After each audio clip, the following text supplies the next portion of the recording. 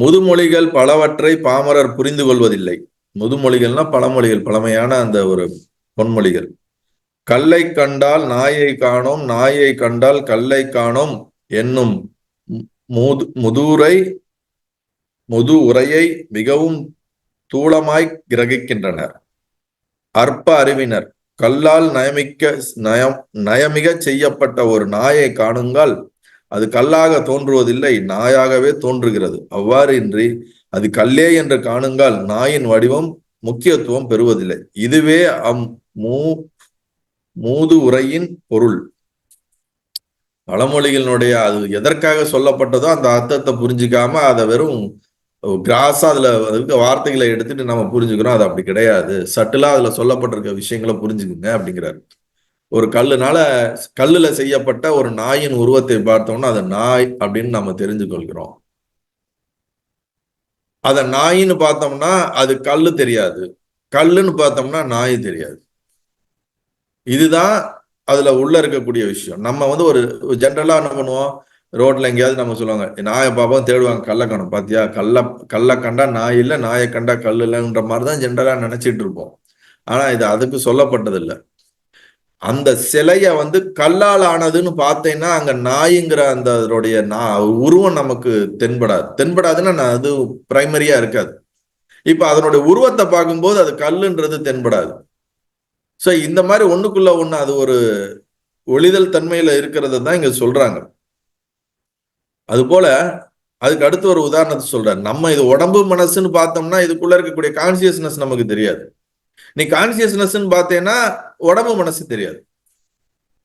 ரெண்டு இது எப்படி இருக்குன்னா, எப்படி கல்லை கண்டா நாயை கண்டா நாயை கண்டா கல்லா காணுங்கிற மாதிரி நீ உடம்பு மனசு இந்த உலகம் நிஜம் இதெல்லாம் சத்தியம்னு பார்த்தேன்னா கான்சியஸ்னஸ் தெரியாது.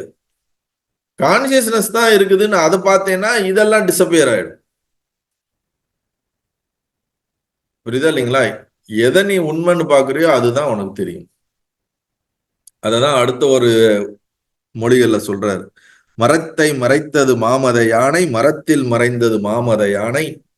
திருமந்திரத்துல வரும் அழகான ஒரு மரத்தினால் செய்யப்பட்ட யானை சிலையை பார்க்கும் பொழுது அது மரம் என்று தெரியாமல் முதல் யானையான உருவத்தை பார்த்தோன்னா ஆஹா எவ்வளவு தத்ரூபமா யானை இருக்கே, ஒருவேளை யானை தான் நிக்குதோ நம்ம சில நேரத்துல நம்ம கன்ஃபியூஸ் ஆயிடுவோம். அவ்வளவு தத்ரூபமா செஞ்சிருந்தாங்கன்னா அதை பக்கத்துல போய் நல்லா டீப்பா பார்க்கும்போது அது உட்டால ஆனது அப்படின்னு தெரியும் போது நமக்கு அந்த யானைங்கிற உருவம் போய் இது செம்மரக்கட்டை, இது மாமரத்துல பண்ணது, இது பலாமரத்துல பண்ணது, ஏதோ ஒரு மரத்துல பண்ணதுன்னு அந்த மாதிரி டிஸ்கஷன் போயிடும்.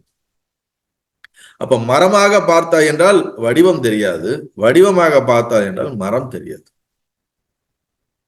இந்த உலகத்தை பஞ்சபூதமாக பார்த்தா என்றால் பஞ்சபூதமாகத்தான் தெரியும், அதுல இருக்கக்கூடிய பிரம்மம் தெரியாது. பிரம்மமாக பார்த்தா என்றால் பஞ்சபூதம் தெரியாது. மரத்தை மறைத்தது மாமத யானை, மறைத்தில் மறைந்தது மாமத யானை. அதே போல பொன்னில் மறைந்தது பொன்னணி பூஷணம், பொன்னில் மறைந்தது பொன்னணி பூஷணம், பொன்னில் இந்த மாதிரி வரும். அது கரெக்டா எனக்கு டக்குன்னு ஞாபகம் வரல. அதே மாதிரி தன்னை மறைத்தது தன்கரணாதிகள், தன்னில் மறைந்தது தன்கரணாதிகள். பரத்தில் மறைந்தது பார்முதல் பூதம், பரத்தை மறைத்தது பார்முதல் பூதம். பரம்ங்கிறது இந்த பிரம்மம் கான்சியஸ்னஸ் மறைச்சது இந்த பஞ்சபூதம். பரம் தெரியும் போது அந்த பஞ்சபூதம் தெரியறது இல்ல, பஞ்சபூதம் தெரியும் போது பரம் தெரியறது இல்ல. இது அதுக்குள்ள ஒடுங்குது, அது இதுக்குள்ள ஒடுங்கின மாதிரி ஒரு தோற்றம் தெரியுது அப்படின்னு சொல்றாங்க. நான்ற உணர்வு இந்த இந்திரியங்களோட சேரும் போது, இந்திரியங்களோட சேர்ந்தனா என்னுடைய செல்ஃப் கான்சியஸ்னஸ் தெரியறது இல்லை. இந்திரியங்கள்ல இருந்து வெளியே விட்டு என்ன நான் ஃபோக்கஸ் பண்ணனா இந்த இந்திரியங்கள்லாம் அதுக்குள்ள ஒடுங்கிடுது. அதனாலதான் தன்னை மறைத்தது தன்கரணாதிகள், தன்னில் மறைந்தது தன்கரணாதிகள். இந்த எல்லாத்தையும் பேத உணர்வுல பார்த்தா பேதமா தெரியும், அபேத உணர்வுல பார்த்தா அபேதமா தெரியும். எல்லாம் கான்சியஸ்னஸ் பார்த்தா கான்சியஸா தெரியும், இல்லைன்னு பார்த்தா இல்லாத மாதிரிதான் தெரியும். நீங்க எப்படி பாக்குறீங்களோ அப்படிதான் இது நமக்கு தெரியும். அதனாலதான் இதற்கு பேர் என்ன சொல்றது, மித்யா. இருக்கிற மாதிரி தெரியும் ஆனா இல்ல, உண்மை மாதிரி தெரியும் ஆனா உண்மை இல்லை. அனுபவத்துல இருக்கும், ஆராய்ந்து அறிவால் பார்க்கும் போது இருக்காது. அதற்கு பேர் தான் மாயா சக்தி அப்படின்னு நம்ம சொல்றோம். நல்லது.